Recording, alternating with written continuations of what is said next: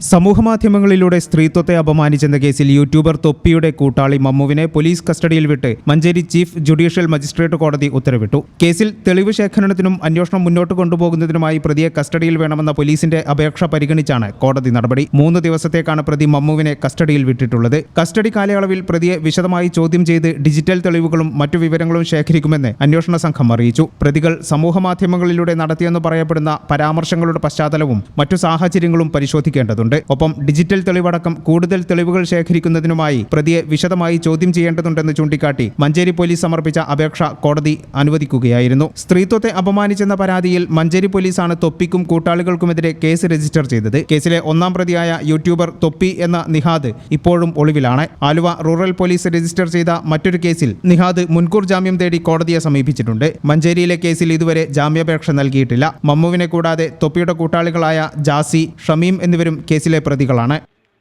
ഈ channel news Manjeri. നിങ്ങൾക്കും സ്വന്തമായി എന്തെങ്കിലും നേടണമെന്ന് ഒരിക്കലെങ്കിലും ചിന്തിച്ചിട്ടില്ലേ? വെറും 6 മാസം കൊണ്ട് ആരോഗ്യ മേഖലയിൽ ജോലി സ്വന്തമാക്കാം. അതിന് ഫീസ് ഒരു തടസ്സമേ ആകില്ല. വളരെ കുറഞ്ഞ ഫീസിൽ നിങ്ങളുടെ അടുത്തുള്ള ഹോസ്പിറ്റലിൽ നിന്നും നേരിട്ട് NIPMS അക്കാഡമിയുടെ ജോബ് ഓറിയന്റഡ് സ്കിൽ കോഴ്സായ നഴ്സിംഗ് അസിസ്റ്റന്റ് പഠിക്കാം. പഠിച്ചിറങ്ങിയ മുഴുവൻ കുട്ടികൾക്കും പ്ലേസ്മെന്റ് കിട്ടിയതുകൊണ്ട് ജോബിന്റെ കാര്യത്തിൽ ഒരു ടെൻഷനും വേണ്ട. +2 ഡിഗ്രി കഴിഞ്ഞ് ആർക്ക് വേണമെങ്കിലും ഈ കോഴ്സിൽ അഡ്മിഷൻ എടുക്കാം.